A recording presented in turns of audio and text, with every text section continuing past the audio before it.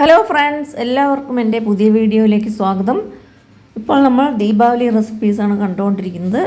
ഇന്ന് നമുക്കൊരു നല്ല സൂപ്പർ സോഫ്റ്റ് ആയിട്ടുള്ള ഒരു മലായി ബർഫി ആണ് ഉണ്ടാക്കാൻ പോകുന്നത്. അതിന് ആദ്യമേ തന്നെ 1 ലിറ്റർ പാല്, ഫുൾ ഫാറ്റ് മിൽക്കാണ് ഞാൻ എടുത്തിരിക്കുന്നത്. ഒരു പാത്രത്തിലേക്ക് ചേർത്ത് കൊടുത്തിട്ട് നമുക്കത് തിളപ്പിച്ചെടുക്കണം. നല്ലപോലെ തിളച്ച് വരണം. അപ്പോൾ നമ്മൾ ഫ്രഷായിട്ട് പനീർ ഉണ്ടാക്കാൻ പോവുകയാണ്. അപ്പോൾ ഇതിന് പനീർ ആവശ്യമുണ്ട്. അപ്പോൾ നിങ്ങൾക്ക് കടയിൽ നിന്ന് വാങ്ങിക്കുന്ന പനീർ വേണമെങ്കിൽ ചേർക്കാവുന്നതാണ്. പക്ഷേ ഇത് നമ്മൾ ഫ്രഷായിട്ട് ഉപയോഗിക്കുമ്പോൾ നല്ല ടേസ്റ്റ് ആയിരിക്കും. അപ്പോൾ പാല് നല്ലപോലെ തിളച്ച് വന്നു കഴിഞ്ഞു. അപ്പോൾ നമുക്ക് സ്റ്റൗ ഓഫ് ചെയ്തിട്ട് ഒരു 5 മുതൽ 10 മിനിറ്റ് വരെ നമുക്കത് തണുക്കാനായിട്ട് വയ്ക്കാം. ഒന്ന് ചെറിയ ഭയങ്കര ചൂടിൽ നിന്നും കുറച്ച് ചൂട് മാറിയതിന് ശേഷം ഒരു 5 മിനിറ്റിന് ശേഷം നമുക്ക് നാരങ്ങ നീര് കുറേശ്ശെയായിട്ട് ഒഴിച്ച് കൊടുത്തിട്ട് നമുക്കത് പിരിച്ചെടുക്കണം പാല്. അപ്പോൾ അത് നല്ലപോലെ പിരിഞ്ഞ് വന്നു കഴിഞ്ഞു. ഇപ്പോൾ നല്ലപോലെ തൈര് പോലെയായി. ഇപ്പോൾ അത് പനീറൊക്കെ നമുക്കതിൽ നിന്നും കിട്ടും. ഇപ്പോൾ നല്ല ഇത് ഞാനിപ്പോൾ വലിയൊരു ചെറുനാരങ്ങയാണ്, അതിൻ്റെ ഒരു ജ്യൂസാണ് ചേർത്ത് കൊടുത്തത്. അപ്പോൾ അത് നിങ്ങൾക്ക് നാരങ്ങയോ വിനീഗറോ ഏത് വേണമെങ്കിലും ചേർക്കാവുന്നതാണ്. അപ്പോൾ ഇത് നമുക്കൊരു നല്ലൊരു തുണി എടുത്തിട്ട് നല്ല കോട്ടൺ ക്ലോത്തിലേക്ക് ഒരു അരിപ്പ വെച്ചിട്ട് നമുക്കിത് അതിലേക്ക് ഒഴിച്ചു കൊടുക്കാം. പിന്നെ അതിന് ശേഷം നല്ല തണുത്ത വെള്ളം ഉപയോഗിച്ച് ഇത് 3-4 പ്രാവശ്യം നല്ലപോലെ കഴുകിയെടുക്കണം. അപ്പോൾ ഈ നാരങ്ങയുടെയോ വിനീഗറിൻ്റെയോ ഒക്കെ ടേസ്റ്റ് ഉണ്ടെങ്കിൽ അത് മാറിപ്പോകാനായിട്ടാണ് ഇതുപോലെ കഴുകിയെടുക്കുന്നത്. 2-3 പ്രാവശ്യം നല്ല തണുത്ത വെള്ളം ഉപയോഗിച്ചിട്ട് കഴുകിയെടുക്കാം. അതിനുശേഷം നമുക്കിത് ബാക്കിയുള്ള വെള്ളം ഒന്ന് നല്ലപോലെ ഒന്ന് പിഴിഞ്ഞു കൊടുത്താൽ നമുക്ക് ബാക്കിയുള്ള വെള്ളം അതിൽ നിന്നും മാറ്റിയെടുക്കാവുന്നതാണ്. അപ്പോൾ അതിനുശേഷം കുറച്ച് നേരം ഒരു 10-20 മിനിറ്റ് അങ്ങനെ തന്നെ ഒന്ന് വെച്ച് കഴിഞ്ഞാൽ അതിലുള്ള ബാക്കിയുള്ള വെള്ളവും നമുക്ക് അതിൽ നിന്നും മാറ്റിയെടുക്കാവുന്നതാണ്. അപ്പോൾ ഇതുപോലെ നല്ലപോലെ പിഴിഞ്ഞെടുക്കുക.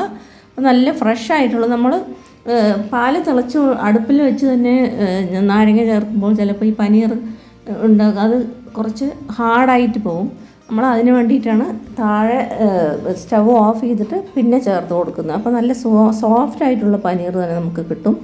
ഇപ്പോൾ പനീർ 1 കപ്പുണ്ട്. ഇപ്പോൾ ഏകദേശം അത് 100 ഗ്രാം പനീറുണ്ട്. അത് നമുക്ക് അവിടെ മാറ്റി വയ്ക്കാം. ഒരു മിക്സി ജാറിലേക്ക് 1 കപ്പ് പഞ്ചസാര ചേർത്തിട്ട് അത് നല്ലപോലെ പൊടിച്ചെടുക്കുക. പിന്നെ അതിന് ശേഷം നമുക്ക് ഈ പനീർ അതിലേക്ക് ചേർത്ത് കൊടുക്കാം. അപ്പോൾ 1 കപ്പ് പനീർ ഞാൻ അളന്നപ്പോൾ ആ കപ്പിൽ തന്നെയാണ് ഞാൻ ബാക്കിയുള്ള ചേരുവകളും എടുക്കുന്നത്. അപ്പോൾ 1 കപ്പ് പാൽപ്പൊടിയും 1 കപ്പ് ഫുൾ ഫാറ്റ് മിൽക്കും കൂടെ അതിലേക്ക് ചേർത്ത് കൊടുത്തിട്ട് നല്ലപോലെ ഇതൊന്ന് അരച്ചെടുത്തിട്ട് നല്ല ക്രീമി ആയിട്ടുള്ള ഒരു മിക്സർ നമുക്ക് കിട്ടും. ഇപ്പോൾ നിങ്ങൾക്ക് പാലിന് പകരം നിങ്ങളുടെ അടുത്ത് മലായി ഉണ്ടെങ്കിൽ, അതായത് നമ്മൾ ഈ പാലടൊക്കെ എടുത്ത് വയ്ക്കില്ലേ, ഫ്രഷ് ക്രീം എന്നൊക്കെ പറയില്ലേ, അതുണ്ടെങ്കിൽ അതും ചേർത്ത് കൊടുക്കാവുന്നതാണ്. ഇപ്പോൾ ഇതെല്ലാം കൂടെ നമുക്ക് ആ പഞ്ചസാരയും എല്ലാം കൂടെ ചേർത്തിട്ട് നല്ലപോലെ ഒന്ന് ഇളക്കി യോജിപ്പിച്ചിട്ട് നമുക്ക് പിന്നീട് നമുക്ക് അടുപ്പിലേക്ക് എടുത്ത് വയ്ക്കാം. അപ്പോൾ കട്ടയൊന്നുമില്ലാതെ കിട്ടാനായിട്ടാണ് നമ്മൾ ആദ്യമേ തന്നെ മിക്സ് ചെയ്യുന്നത്. അതിനുശേഷം നമുക്കിത് ഇതുപോലെ അടുപ്പത്ത് വെച്ചിട്ട് ചെറിയ ഫ്ലെയിമിൽ വെച്ച് ലോ ഫ്ലെയിമിൽ വെച്ചിട്ട് വേണം നമുക്കിത് കുക്ക് ചെയ്തെടുക്കാനായിട്ട്. നമുക്കൊരു അരമണിക്കൂറിൽ തന്നെ ഇത് ഉണ്ടാക്കിയെടുക്കാൻ പറ്റും. അപ്പോൾ ഇതുപോലെ നല്ല ക്രീമി ആയിട്ടുള്ള ഒരു മിക്സ്ചറായിരിക്കും കിട്ടുക നമുക്ക്. അപ്പോൾ ഇത് ലോ ഫ്ലെയിമിൽ വെച്ച് കൈവിടാതെ ഇളക്കി കൊടുത്തുകൊണ്ടിരിക്കണം. അപ്പോൾ കുറേശ്ശെ ഇത് കട്ടിയാവാനായിട്ട് തുടങ്ങും.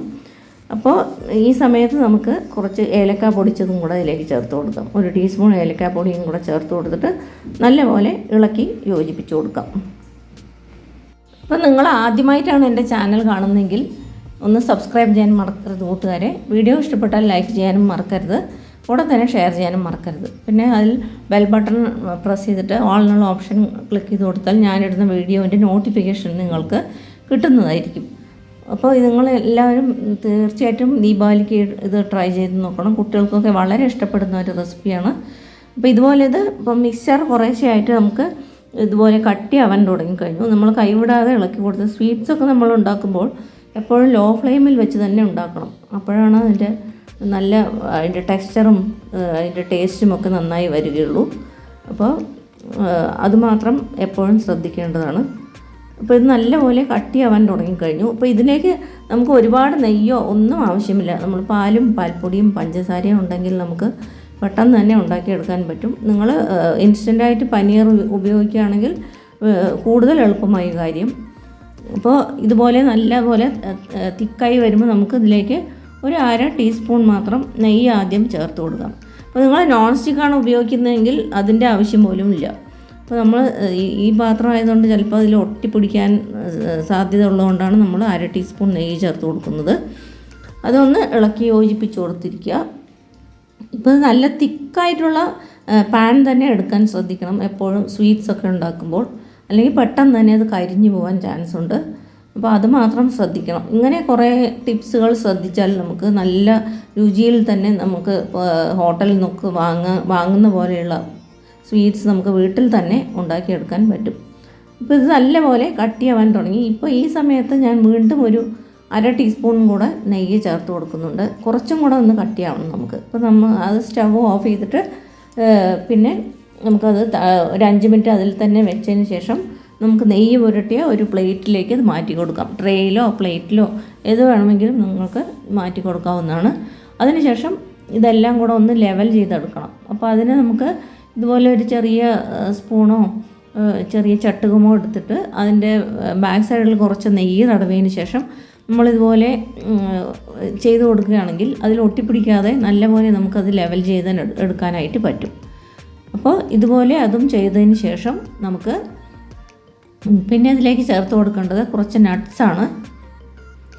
അപ്പോൾ കുറച്ച് നട്ട്സ് ചേർക്കുമ്പോൾ നമുക്ക് പിസ്തയാണ് ഏറ്റവും നല്ലത് ചേർക്കാനായിട്ട്. അല്ലെങ്കിൽ ബാദാം ഉണ്ടെങ്കിൽ അത് ചേർത്തോ, അല്ലെങ്കിൽ കാഷ്യൂനട്ട് ഉണ്ടെങ്കിൽ അതും ചേർത്ത് കൊടുക്കാവുന്നതാണ്. അല്ലെങ്കിൽ ഇപ്പോൾ ഒന്നും തന്നെ ചേർത്തില്ലെങ്കിലും കുഴപ്പമൊന്നുമില്ല. അപ്പോൾ നല്ല രുചിയായിരിക്കും ഈ ബർഫിക്ക്. ഇപ്പോൾ ഇതുപോലെ ഞാൻ പിസ്ത ചെറുതായിട്ട് മുറിച്ചിട്ട് അത് ചേർത്ത് കൊടുത്തിട്ടുണ്ട്. ചേർത്തിട്ട് നമുക്ക് ഇത് ലെവൽ ചെയ്തിട്ട് നമുക്ക് ഇതൊന്ന് തണുക്കാനായിട്ട് വെക്കാം. ഇപ്പോൾ 2 മണിക്കൂർ നേരം ഇത് അങ്ങനെ തന്നെ വെക്കണം. അതിന് ശേഷം വേണം നമുക്കിത് മുറിച്ചെടുക്കാനായിട്ട്. അപ്പോൾ നമുക്കിത് 2 മണിക്കൂറിന് ശേഷം നമുക്ക് ഇതെങ്ങനെയുണ്ടെന്ന് നമുക്ക് കാണാം. ഇപ്പോൾ ഇത് നമുക്ക് അടച്ച് വെച്ചിട്ട് 2 മണിക്കൂർ സൂക്ഷിച്ച് വയ്ക്കാം അവിടെ.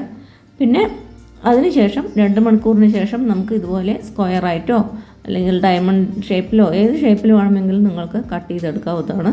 അപ്പോൾ നമ്മുടെ നല്ല സൂപ്പർ സോഫ്റ്റ് ആയിട്ടുള്ള മലായി ബർഫി റെഡിയായി. അപ്പോൾ ഈ ദീപാവലിക്ക് നിങ്ങളെല്ലാവരും തീർച്ചയായിട്ടും ഉണ്ടാക്കി നോക്കിയിട്ട് അഭിപ്രായം അറിയിക്കണം. വളരെ പെട്ടെന്ന് തന്നെ ഉണ്ടാക്കിയെടുക്കാൻ പറ്റുന്ന നല്ലൊരു റെസിപ്പിയാണ്. നല്ല സോഫ്റ്റ് ആയിട്ടുള്ള ബർഫിയാണത്. അപ്പോൾ ഈ വീഡിയോ നിങ്ങൾക്ക് എല്ലാവർക്കും ഇഷ്ടപ്പെട്ട് കാണുമെന്ന് വിചാരിക്കുന്നു. വീഡിയോ ഇഷ്ടപ്പെട്ടാൽ ലൈക്ക് ചെയ്യാനും ഷെയർ ചെയ്യാനും മറക്കരുത്. വീണ്ടും ഒരു പുതിയ റെസിപ്പിയുമായി കാണുന്നത് വരെ നന്ദി, നമസ്കാരം. Thanks for watching.